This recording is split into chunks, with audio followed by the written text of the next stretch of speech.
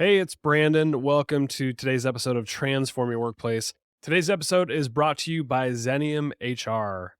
Many organizations put people into leadership positions when they haven't yet prepared them. And that's why at Xenium, we've created a learning and development subscription where you get unlimited access to e-learning courses and live virtual workshops where you can get your people access to the latest and greatest information on helping them develop as a leader. Go learn more about Xenium's learning and development programs at xeniumhr.com, and there's a link in the show notes as well. All right, today's episode features Josh Merrill. Josh is the CEO and founder of Confirm, and many organizations have realized, and I know HR professionals feel this way, that performance reviews have been broken for a really long time. I think gone are the days of annual performance reviews, although a lot of organizations still do it. They're inherently subjective and there's bias involved. And so, what Josh and I discuss on this podcast is utilizing data and specifically organizational network analysis for performance reviews. So, Josh shares a lot about this transformative journey that he's been on of integrating this new methodology into performance evaluations. And you're going to hear a lot of great information about what he's up to at Confirm. And I think you're going to get a lot from this. So enjoy today's conversation with Josh Merrill, the CEO and founder of Confirm.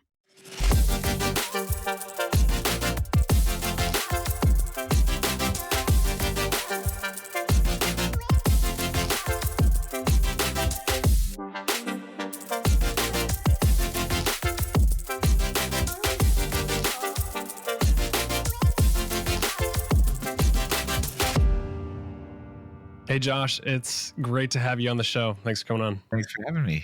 So you got a really unique background. I want to dive into Confirm, which you're the CEO and founder of. But first, I wanted to ask you about, you're the chief product officer at Carta. Is that right? Yeah, that's right. And how did that experience really kind of shape the way that you knew that you wanted to run Confirm? I'm sure you learned a lot in that role that probably helped you start Confirm.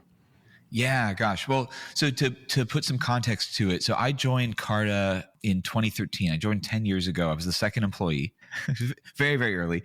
And I actually joined as sort of the first product designer, which is my trade. We launched our first product 7 months later and then, was elevated into the chief product officer role. I did that for many years, reported to Henry Ward over there, who's amazing.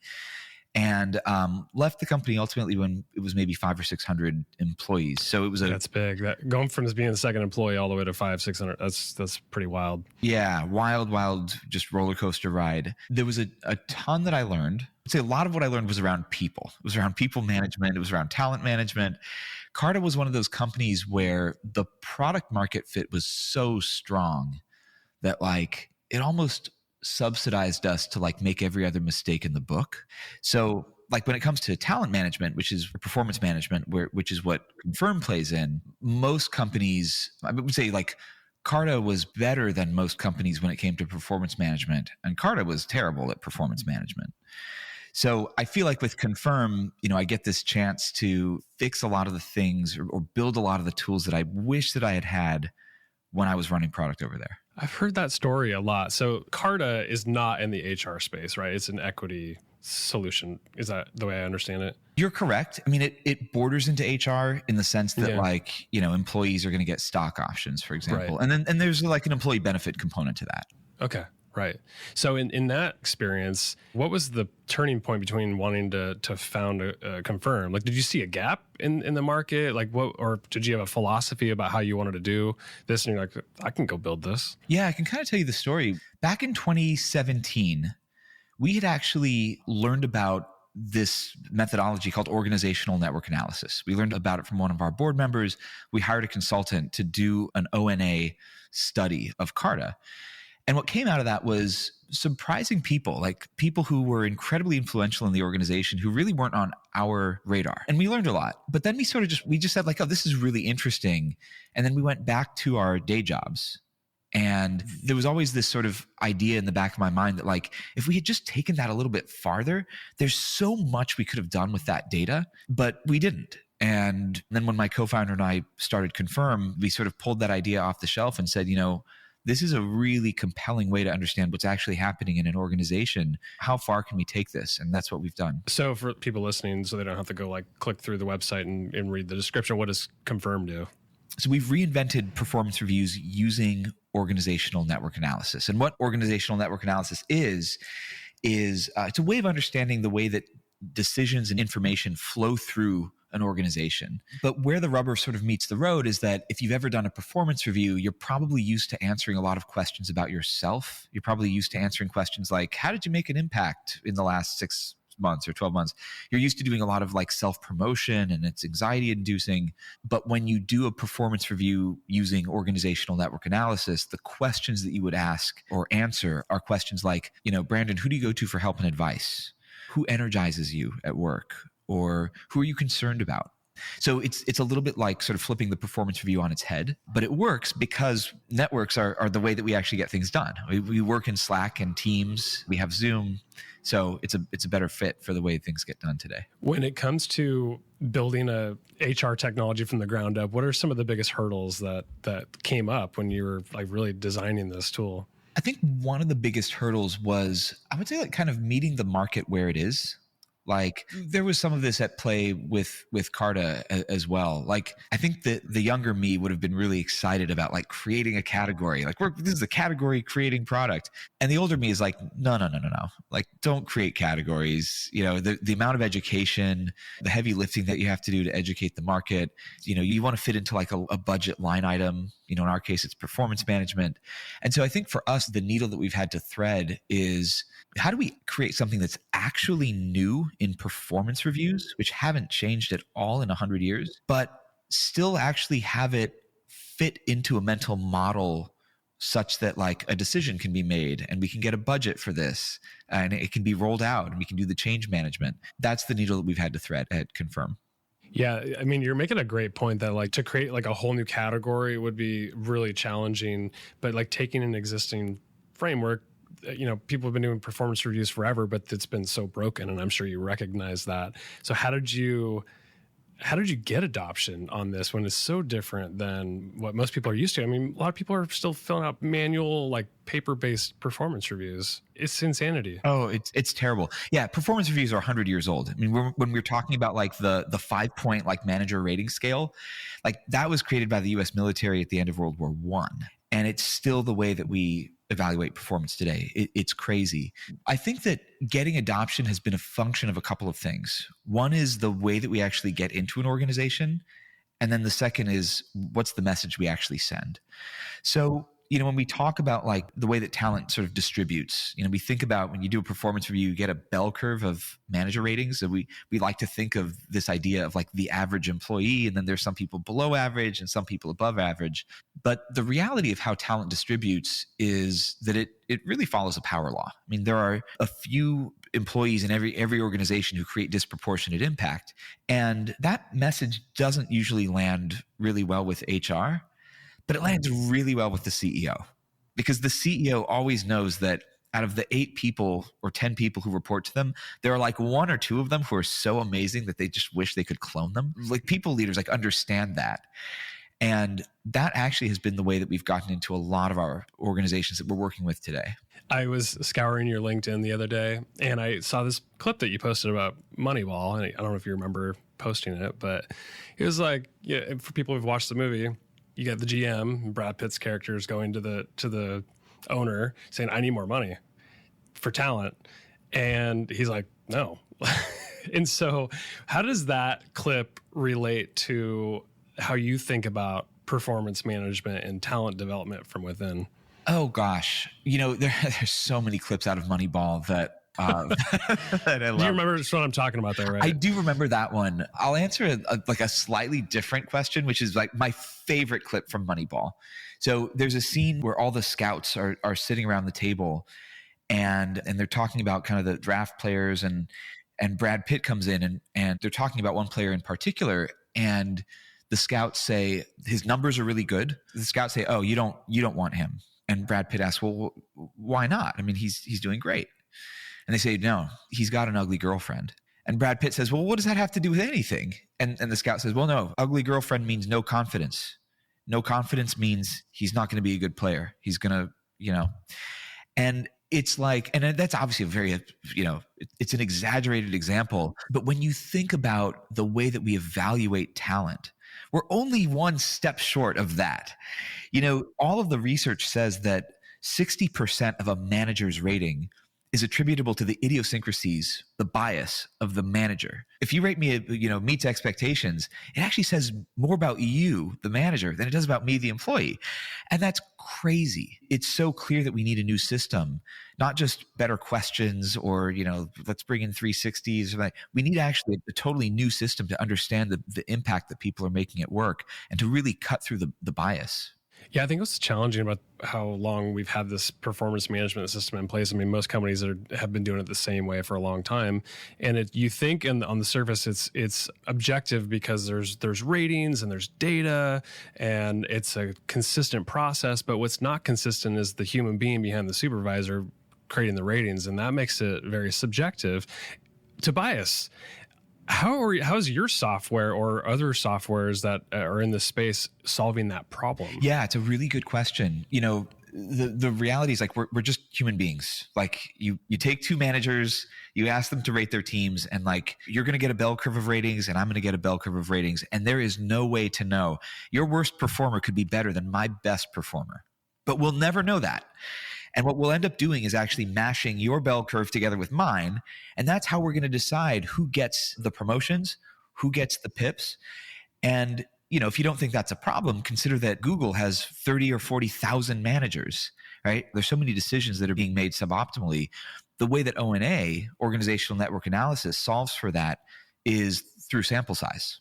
So rather than relying on one opinion, my opinion as the manager, what we often see is when we ask those questions, I'll just give you one example. We just closed out a performance cycle with one of our customers.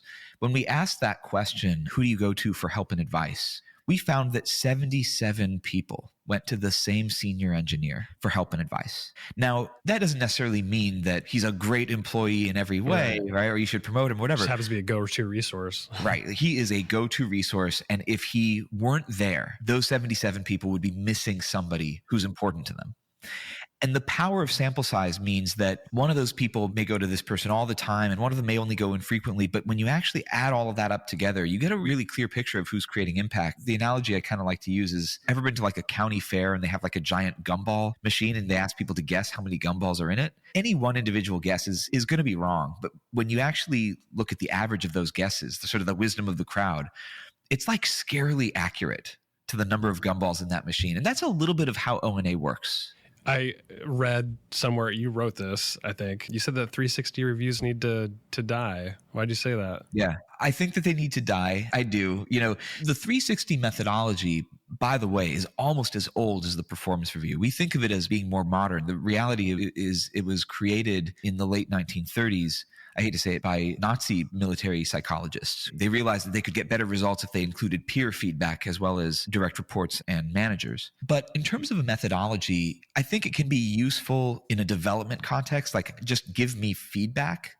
Boy, where it really breaks down is when it gets used in a performance context. If you're asking people to rate other people, or you're going to use this data to make promotion decisions and things like that, that's where all the perverse incentives come in. So if I know that my advancement or my compensation is going to be determined by this process, and you ask me who I want to review me, what kind of incentive does that create? Right? Obviously, I'm going to want to pick, I'm clearly incentivized to pick people who will say good things. And if I don't do that, I'm disadvantaged relative to all the other people who are picking their peers. So I think it can have a place maybe from a developmental perspective, but honestly, even there, I mentioned that like that top engineer, right? 77 people went to this person for help and advice. How are you going to learn that from a 360? How are you going to capture the full impact that person is making? I'm not a fan of 360s, as you might guess. Yeah. So what's the better approach? Because you want that feedback loop. Because, I mean, if I don't have awareness to a deficit or something I'm doing really good at, I want to be able to keep doing the things that I'm good at. Or if I have a gap, I want to go learn the competencies so I can improve or not make mistakes. So what's the better approach? Yeah. So the better approach is O&A. Some people are going to get a lot of feedback in O&A. Some people will get an absence of feedback in O&A. I would make the case that no signal is also signal. If you've been at an organization for especially a period of time where the people around you have grown into sources of help and advice and energy and impact, and you haven't, I would say that is a signal. And like there is like a way for, a 360 type process to like plug the feedback gap. But the reality of it, in my opinion, is performance reviews. If you're waiting for your performance review to be the thing that gives you feedback, you're already waiting too long. Performance management is like, it's two things. It's like the thing you do every day. It's like that continuous feedback, right? When I make a mistake or I do something well, I want the feedback now. I don't want to wait. But then every so often, it's really important to get a measurement. Okay, are the things that I'm doing every day actually working? Is my impact actually being felt by the people around me, my stakeholders? And that's where that O&A is so important. I want to talk a little bit about just the fact that we have, I think it was like 4 or 5 generations in the workplace. And now with technology advancements, like how do you use the data to help manage cross-functional teams when it could be challenging otherwise? Yeah, I think where organizational network analysis really shines is in cross-functional teams, because the reality is we are more connected and cross-functional than we've ever been. Like the number of touch points. And by the way, if you weren't using Slack or Teams or Zoom before the pandemic, you're using it now, right? Yeah. And so the opportunity that every single person has to touch somebody else in their organization, that has just exploded. But the visibility of the manager has actually gone down. When I was in college, they taught me to manage by walking around. And like nobody has shown me how to do that on Zoom. Nope. Right? And so these two trends have sort of occurred at the same time. And that's where organizational network analysis can actually really help, because it can solve the manager visibility problem, but it can also solve that understanding of what is actually happening cross-functionally. How many other people is Brandon actually working with? And they may not be people who report to me or work in my function. They could be people in parts of the organization that I will never see, but suddenly I can have that visibility through O&A. And you don't get that through manager reviews, and you don't get it through 360s. So we've been in weird environments over the last couple of years. We went from like the quiet quitting and the great resignation, all that, right? Yeah. May you live in interesting times. Interesting times. And now's no different, because it's like there's a lot of uncertainty about the future. And so now I hear people are staying put more than they were before, which might be true just for security purposes. So I think like with a possible talent crunch, because people aren't moving around, and with all the advancements in technology, maybe there's a skills gap. So how do we do more with less, so to speak, with the current talent we have? How do we continue to use tools like Confirm to elevate our people to a whole different level so we can continue to grow as an organization? Yeah, it's a good question. I think there is this kind of concept of like talent hygiene.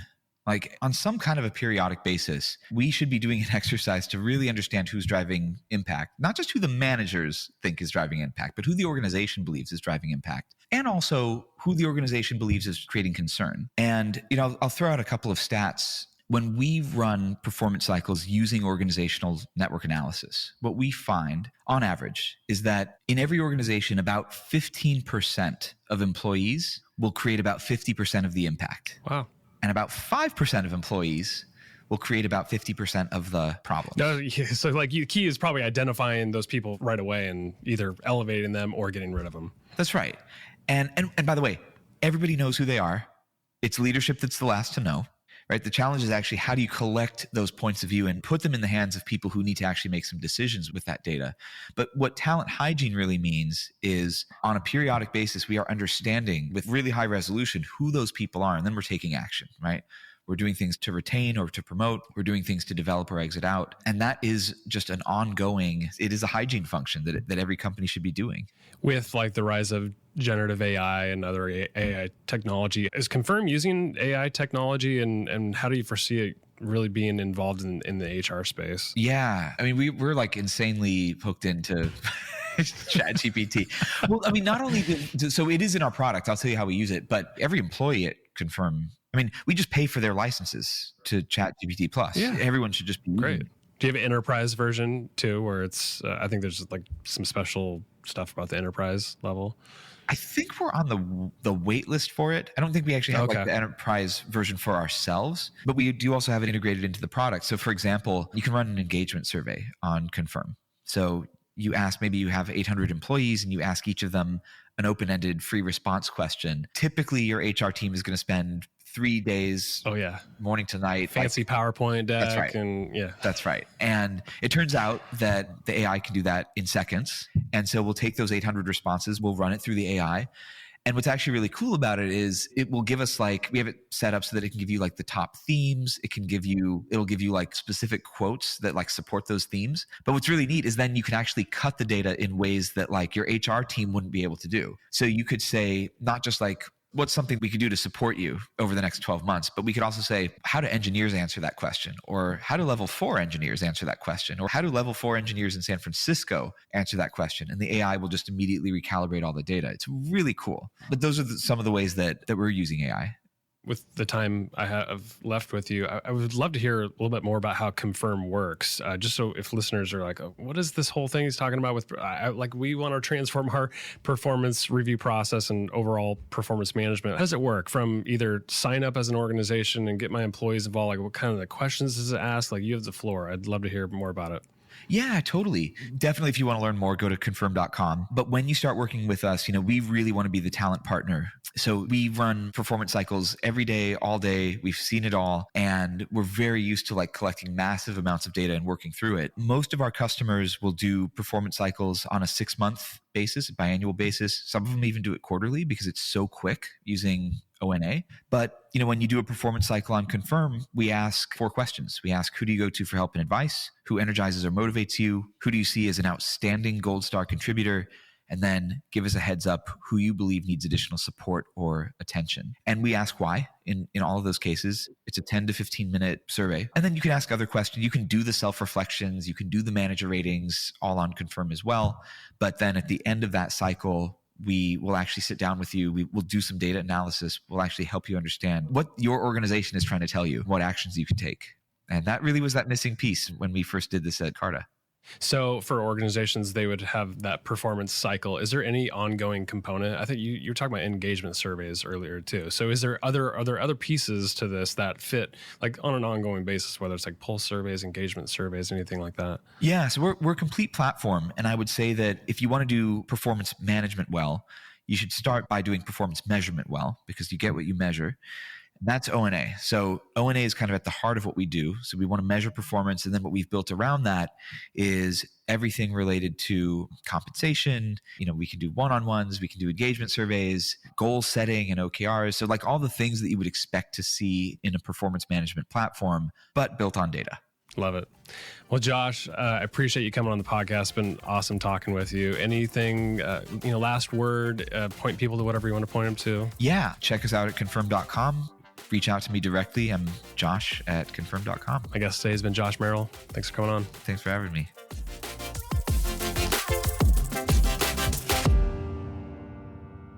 The views, thoughts, and opinions expressed are the guest's own and do not represent the views, thoughts, and opinions of Xenium HR or the host, Brandon Laws. The material and information presented on Transform Your Workplace is for general information and educational purposes only. Xenium HR or the host, Brandon Laws, does not necessarily endorse any guest, their business, or any organization they represent. Discretion is advised.